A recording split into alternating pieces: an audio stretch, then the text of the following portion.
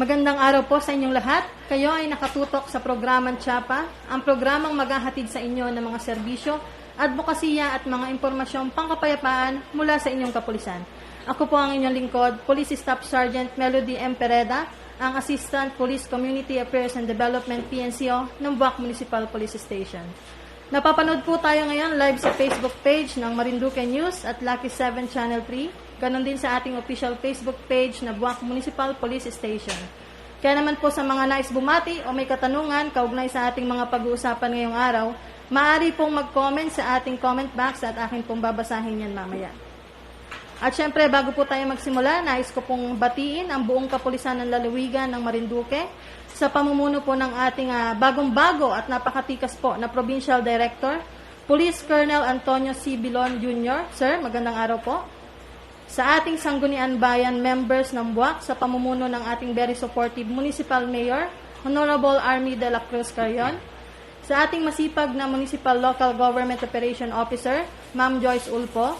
Sa ating mga barangay officials mula sa 61 barangays sa bayan ng Buwak, ganon din sa ating mga traffic enforcers. Sa mga kapulisan at non-uniform personnel ng Buwak MPS, sa pamumuno po ng ating bagong officer in charge, Police Captain Abner M. Mausar, sa aming Deputy Chief of Police, Police Lieutenant Marson C. Lontok, magandang araw po sa inyo, sir. At sa lahat po ng ating mga kababayan na nasa kanilang mga trabaho at tahanan ngayon, isang mapagpalang araw po sa inyong lahat. At syempre, atin pong makakasama ngayon ang isa sa napakatikas po naming investigator. Walang iba kundi si Police Staff Sergeant Ariel Nilo Pabrigas. Ayan, Jen, baka meron ka pong gustong batiin. Go ahead po. So, magandang araw po sa lahat ng taga-subaybay at sa iyo, Sergeant Pereda, na tagapagdaloy ng programang Tiyapa. Bago po ako magpatuloy, nais ko po munang bumati ng isang magandang araw sa lahat ng ating mga kababayan. Ako po si Police Staff Sergeant Ariel N. Pabrigas, itinalagang investigator PNCO po ng himpilan ng Pulisya ng Buwak. At nais ko pong batiin, unang-una, ang aming Provincial Director na si Police Colonel Antonio C. Bilon Jr. Sir. Sa aming pong Officer in Charge, Police Captain Abner M. Mausar. Gayon din sa bumubuo ng Sangguniang Bayan sa pangunguna ng ating very supportive Municipal Mayor, Honorable Army Carrion. Sa mga barangay officials, sa bawat mamamayan na nanonood ngayong araw na ito, isang maganda at mapayapang araw po sa inyong lahat. Ayan, thank you very much, Jen, sa pagpapaunlak na makasama ka namin ngayon sa ating programa. No? At syempre, bago po ang lahat, nais ko po munang ipaalam sa ating mga manonood na tayo po ay naka-1 taon na sa programang Tiyapa dito sa Marinduque News. Ayan, congrats po sa ating lahat. At syempre, nais ko pong pasalamatan yung mga bumuo po ng programang Tiyapa. Sa pangunguna po yan ni Police Major Dennis R. Mauricio na dati namin pong hepe. At siya po nagpasimula ng programang ito. Ganon din po kay Sir Adrian Rosales at Sir Romeo Mataak ng Marinduque News Network. Of course, sa mga staff po nila na sobrang on hands, lalo-lalo na po si Sir Santino, yan. Sa aming programa at sa lahat po ng naging guest ko at naging parte ng programang Tiyapa, isang pasasalamat po ang hatid sa inyo ng Buwak MPS. At sa mga nagbigay or naging parte po na nagbigay ng impormasyon sa ating mga mamamayan. And of course, isang malaking pasasalamat din po ang hatid namin sa ating mga kababayan na patuloy pong nanood at tumatangkilik sa aming programa. Yan. Thank you so much po and happy first anniversary sa ating lahat. And of course, let's back to our today's topic. Pag-uusapan po natin ngayon ang mga naganap na krimen sa buwan ng Oktubre, mga operational accomplishments ng Buwak MPS, security preparations at ilang paalaala ngayon darating na undas. At yan po ay sasagutin lahat, syempre, ng ating napakasipag na guest for today na si Sergeant Pabrigas. At umpisan ko na po yung ating unang tanong sa ating guest. Sergeant, ano ba yung mga naganap na krimen ngayong buwan ng Setyembre at Oktubre dito sa bayan ng Buwak? Kaugnay po sa peace and order updates ng mga record cases natin sa buwan ng September and October, tayo po ay nakapagtala ng 10 kaso sa buwan ng Setyembre. At ito po ay ang mga sumusunod. Kabilang po sa other non-index, ito po ay mayroon po tayong naitalang 2 slander, oral defamation, reckless imprudence in physical injuries, meron po tayong 2, Reckless imprudence resulting to damage to property, meron po tayong isa. Ang sa special laws naman, meron tayong isang naitala na Anti-Child Abuse Law, Coconut Prevention Act of 1995, meron po tayong isa. Violation of RA 9165, kilala sa tawag na Anti-Illegal Drugs, meron po tayong dalawa. Violation of RA 11332, meron po tayong isang naitala. Samantala sa buwan naman po ng Oktubre, ay nakapagtala naman tayo ng total crime volume na 7 na kinapapalooban ng special laws. Ito ay Anti-Child Abuse Law, meron po tayong isa. Anti-Bawsi, meron pong isa. Gambling, meron po tayong isa. Violation of RA 11332, isa rin po. At 3 po sa violation of RA 9165. Bagamat medyo mataas po ang naitala nating kaso sa buwan na ito po lahat ay filed cases at ginagawa natin ng mga police interventions nang sa gayon ay mabawasan o hindi na po maulit yung mga ganitong uri ng kaso o illegal activities sa ating bayan. Sa kabuuan po ay may naitala pa ding na mapayapa ang bayan ng Buwak sa kabila ng naitalang kaso. Ang ilan po dito ay resulta ng operational accomplishment ng Buwak MPS na patuloy po ang pagmumonitor sa ating bayan upang masawata ang illegal activities at krimen sa ating bayan na Buwak. Ayan, thank you so much po, Sergeant. Nakita naman po natin yung mga naitalang kaso ng Buwak MPS sa bayan ng Buwak. Napansin ko lang, Sergeant, na parang medyo nagkaroon po tayo ng kaso or medyo nakapagtala ulit tayo ng kaso ng violation of RA 9262 o yung mga pang-aabuso sa mga kababaihan kung saan sa buong taon po ng 2021 ay nakapagtala po tayo ng 5 recorded cases ng violation of Bawsi. Ayon po sa ating Chief WCPD.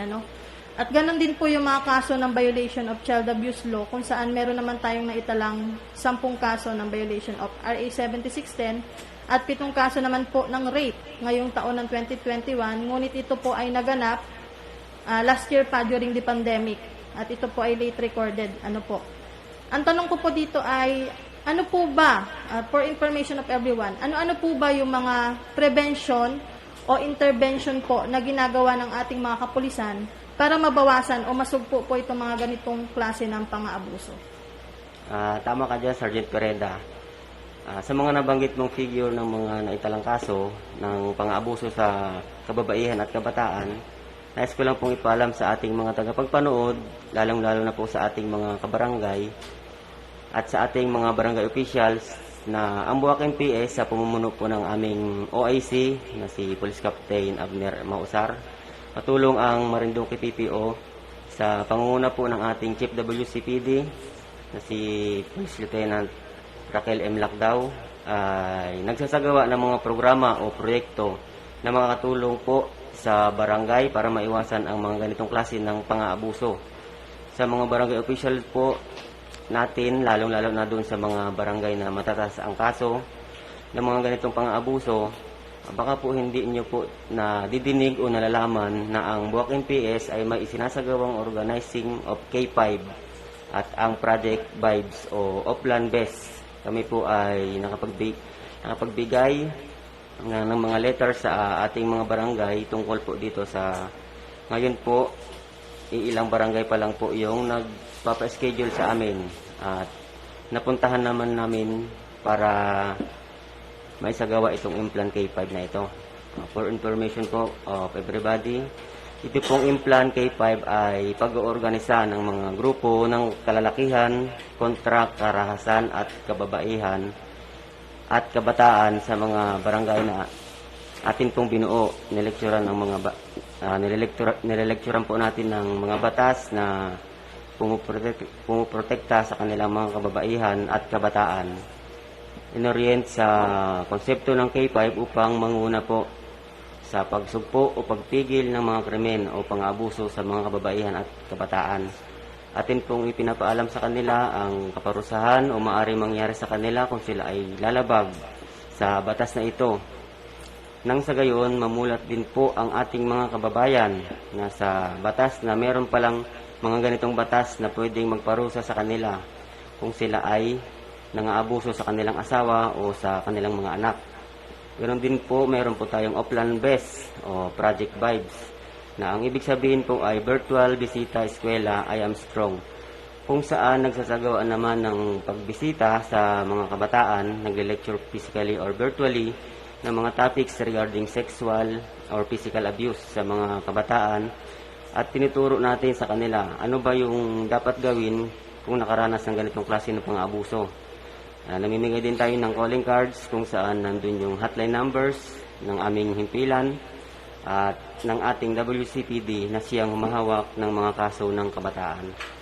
Lahat po ng yan ay patuloy po naming ginagawa kahit sa panahon ng pandemic para po mabawasan o huwag na po magkaroon ng ganitong kaso o klase ng pang-aabuso sa mga kababaihan at kabataan. Yan po ay buong pusong pinagtutulungan ng aming mga personnel sa pangunguna po ni Police Senior Master Sergeant Lebrada M. Lebelo, siya po ang itinalagang Chief WCPD, at PSSG Melody Pereda, ang ating tagapagdaloy ng programang ito na siyang Assistant PCAD at FJGAD PNCO. Gayon din si Police Corporal Glyza Corpus, Assistant WCPD ng Buwak MPS, na matyaga pong nagtutulong-tulong para maisaayos po ang pag-protect at maprotektahan ang ating mga kababaihan at kabataan sa bayan ng Buwak. Gusto ko rin pong batiin sila ng congratulations dahil sila po ay nakatanggap ng award nitong nakaraan lang pong kaugnay sa natamong parangal ng Region 4 Mimaropa as most outstanding WCPD unit nationwide po. Ayan, thank you so much, sir. And of course, congratulations po sa aking mga kasama. Ganon din po sa lahat na police women ng lalawigan ng Marinduque sa patuloy na pagsusumikap po na protektahan ng ating mga kababaihan at kabataan. At syempre, napakaganda po ng mga sinabi ni Sergeant Fabregas. Tunay po yan na meron kaming sinasagawa ngayon na mga programa po na makakatulong sa pagbawas o pagsugpo sa mga karahasan laban sa kababaihan at kabataan. At isa nga po itong Oplan BES na kamakailan lang po ay sinagawa namin sa Barangay Buliasnin, Buwak, Marinduque. At nilahukan po ng, I think, nasa 10 bata po yung sumali dun sa aming Oplan BES. At hindi lang po yung pagle-lecture namin ng mga sexual harassment, anti-bullying, or other gender-based violence ang ginawa namin, kundi namigay din po kami ng mga leaflets kung saan nandun po yung mga mahalagang impormasyon na dapat malaman po ng ating mga kabataan. Ganon din po yung ating calling cards. Nandun po yung contact number ng ating himpilan at ng ating WCPD. Para nang sa ganon, kung meron po silang nararanasan na karahasan o pang-aabuso sa labas man o sa loob ng kanilang pamamahay o tahanan, ay maagad po na maisumbong nila ito sa ating himpilan at matulungan po natin yung ating mga kabataan. At syempre, nagpapasalamat din po tayo sa Ong Pin Foundation na siya pong sumusuporta sa atin sa Project Vibes at nagbibigay po sa atin ng mga health kit para ipamigay po natin sa ating mga kabataan. Napakalaking tulong po nito sa atin. At sir, nais ko din po syempre bigyan ng pansin itong nabanggit niyo po kanina na mga naitalang kaso ng illegal drugs. Na nitong nagdaang 2 buwan po ay nakapagtala naman tayo ng 4 na kaso nito. At isa po sa mga naaresto dito ay kabataan, ganun din may naaresto din na kabilang sa mga identified drug surrenderies natin o yung tinatawag na PWD o person who use drugs. Bukod po sa nabanggit ko noong nakaraang interview ko kay Sir Adrian Rosales sa kanyang programa, na tayo po ay nagsasagawa ng mga interventions para sa pagsugpo dito sa illegal drugs, kabilang na nga po dyan itong pag-oorganisa ng KKDAT or yung Kabataan kontra Droga at Terorismo. Meron pa po ba tayong ibang programa na tumututok po dyan sa usaping illegal drugs, Sergeant? Alam mo, Sergeant Pereda, kung sa programa lang talaga, napakarami ng ating mga programa at advokasya para mapigilan itong pagkakaroon ulit ng mga kaso ng illegal na droga. Andyan yung nabanggit mo na organizing of KKDAT, meron tayong sinagawang CBRP, trainings o community-based rehabilitation program kung saan katulong natin ang MSWDO sa pangunguna ni Ma'am Hazel Maureen Gonzales at Municipal Agriculture Office. Kasama si Ma'am Eden Hasmin na namigay ng pananim sa ating mga surrenderies at yan ay muli nating sasagawa ngayong buwan ng Nobyembre o ngayong Desyembre. At para po sa kaalaman ng ating mga barangay, and I think ito po ay nakarating na sa kanila, lalong-lalo na yung mga drug-cleared barangays natin. Ang PDEA, Mimaropa, katulong ang PNP sa pakikipag-ugnayan sa iba't ibang ahensya at opisina katulad ng TESDA, DTI, DOLE, PESO at iba pa ay magkakaroon ng launching of skills and capability training program for person who use drugs o PWUD. Kung saan lahat po ng ating drug surrenderies o PWDs ay ating iniimbitahan at hinihikayat na makilahok dito. Ito po ay nag-undergo sila ng mga training sa loob ng 45 days. Depende sa kung ano ang gusto nilang kuning kurso sa ilalim ng TESDA. Pagkatapos po nito ay sa ilalim sila sa 3-day seminar ng DTI. At ang pinakamagandang balita po dito, after nila makapag-undergo ng trainings, ay hahanapan po sila ng DOLE o ng PESO ng kanilang magiging trabaho kaugnay po sa course na natapos nila. Napakaganda pong programa ito ng PDEA at kapulisan para sa ating mga nagbabalik loob na drug surrendery. Nang sa gayon ay tuloy na silang makabalik ng maayos sa kanilang dating pamumuhay na normal. Kaya po sa ating mga barangay, muli po ninyong tulungan ang inyong mga PWDs. Ipagbigay alam ninyo po ito sa kanila at kung mga nais pong mag-undergo nitong skills and capability trainings program na ito ay gawan nyo po ng referral sa amin. I think last week pa po kami nagpadala ng letter sa aming mga barangay para dito. At ang patuloy po nating mga operasyon kontra illegal na droga ay isa din sa palaala natin sa ating mga kababayan na ang inyo pong kapulisan ay hindi po tumitigil sa pagmamonitor at pagsugpo sa ganitong klase ng mga gawain. Yan, thank you so much, Sergeant, sa napakagandang balita po na inyong inihatid sa ating mga kababayan. Kaya po muli, baka may nanonood po sa atin ng mga PWDs or yung ating mga drug surrenderies o kanilang mga pamilya, inyo pong hikayatin ng inyong mga asawa, tatay o relatives sa PWDs na lumahok po dito. Napakaganda po ng pagtapos ng training, pagkatapos sila mag-undergo ng, I think, mga 45 days training, depende nga po dun sa kanilang course na napili, ay sila po ay hahanapan o meron na silang tiyak na trabaho mapapasukan. Of course, we would like to thank in advance yung ating mga kaagapay sa programa na yan, ang TESDA, DTI, DOLE at PESO at iba't ibang agency pa po na magiging kapartner natin. Sana po ay matuloy po yan sa buong Mimaropa region. Ayan. And of course, dire-diretso na po tayo sa ating topic for today. Ang susunod po nating aalamin ay kung ano-ano po ba yung mga naitala nating operational accomplishments sa bayan ng Buwak. Kagaya nga po ng sabi ko kanina, yung mga naitala din po natin na sa crime statistics natin sa buwan ng Setyembre at Oktubre ay siya din pong resulta ng mga operational accomplishment ng ating himpilan. At yan po ay covered lahat ng body-worn camera na bagong iniimplementa ng ating kapulisan ngayon. Ito po ay ang mga sumusunod. 3 operation sa illegal drugs kung saan nakadakip po tayo ng 4 na tao na naaktuhan po sa pagbibenta ng illegal na marijuana. Isang operation sa against illegal gambling kung saan nakadakip po tayo ng 7 suspects na naaktuhan pong nagsusugal at nilabag ang ating standard health protocols, kaya ang ilan po sa kanila ay nasampahan din po natin ng violation of RA 11332. Isang operation naman ang ating isinagawa para sa kampanya laban sa illegal na pagpuputol ng puno ng kahoy kung saan 3 tao naman ang nasampahan ng kaukulang kaso. Isa naman po ang nasampahan ng kasong violation of RA 11332 na nilabag din po ng nilabag din po ang ating health protocols o hindi pagsusuot ng face mask. Gayun din, patuloy po ang ating kampanya against wanted persons, kung saan 6 na wanted persons po ang ating nadakip. Sa kabuuan ay nakapagtala tayo ng 10 PNP operations na nagresulta sa pagkakaaresto sa 21 na tao na naharap ngayon sa mga kasong isinampa sa kanila. Ayan, at nakita nyo naman po sa ating mga naitalang operational accomplishments ng inyong kapulisan.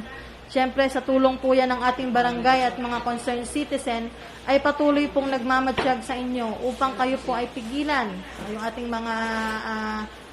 mga kababayan na talagang hindi pa rin mapigilan na sumali sa paggawa po nitong or paggawa po ng mga illegal na gawain. At kayo po ay arestuhin kung kayo ay masasangkot o gagawa nitong mga illegal na gawain, katulad nga po nitong mga nabanggit ni Sergeant Fabregas. At syempre, susunod po natin pag-uusapan ay ang mga paghahanda o security preparations at ilang paalaala para sa ating mga kababayan ngayong darating na undas sa pagbabalik po yan ng programang Chapa matapos ang ilang patalastas.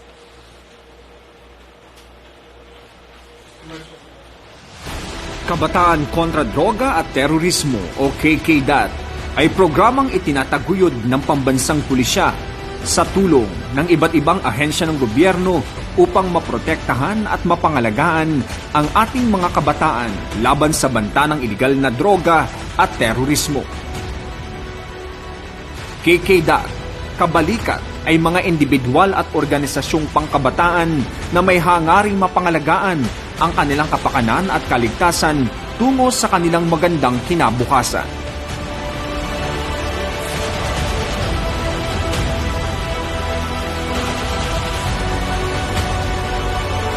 KKDAT, malasakit sa kabataan, katatagan ng magandang kinabukasan.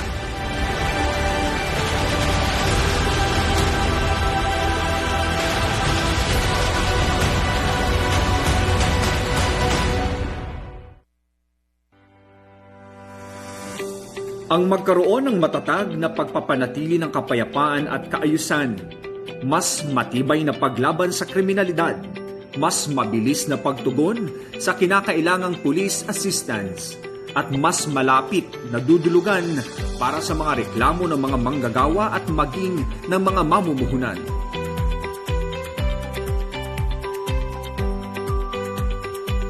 Ito ang layunin ng Joint Industrial Peace Concerns Office o JIPCO na sama-samang binuo ng Philippine National Police at ng Philippine Economic Zones Authority o PEZA.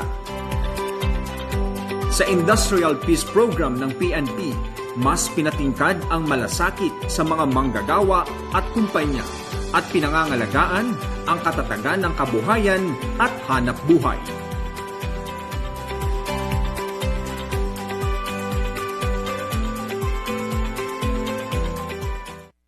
Kaligtasan. Isang katagang binuo mula sa pinagsamang kalikasan at kaligtasan ng Philippine National Police, katuwang ang iba't ibang sektor ng lipunan. Ito'y isang programang nagbibigti sa mga mamamayan at pambansang pulisya na may layuning mapanatili ang kaligtasan ng bawat isa at mapangalagaan at maprotektahan ang kalikasan.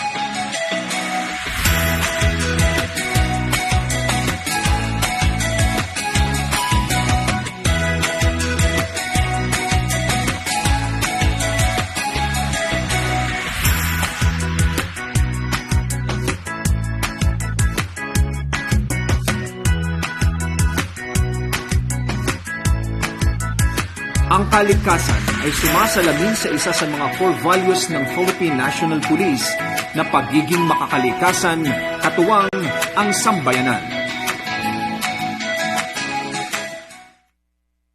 Ang hangaring matulungan ang overseas Filipinos at overseas Filipino workers at ang kani-kanilang pamilya na naiwan dito sa Pilipinas ang busilak na layunin ng Global Police Community Relations o Global PCR.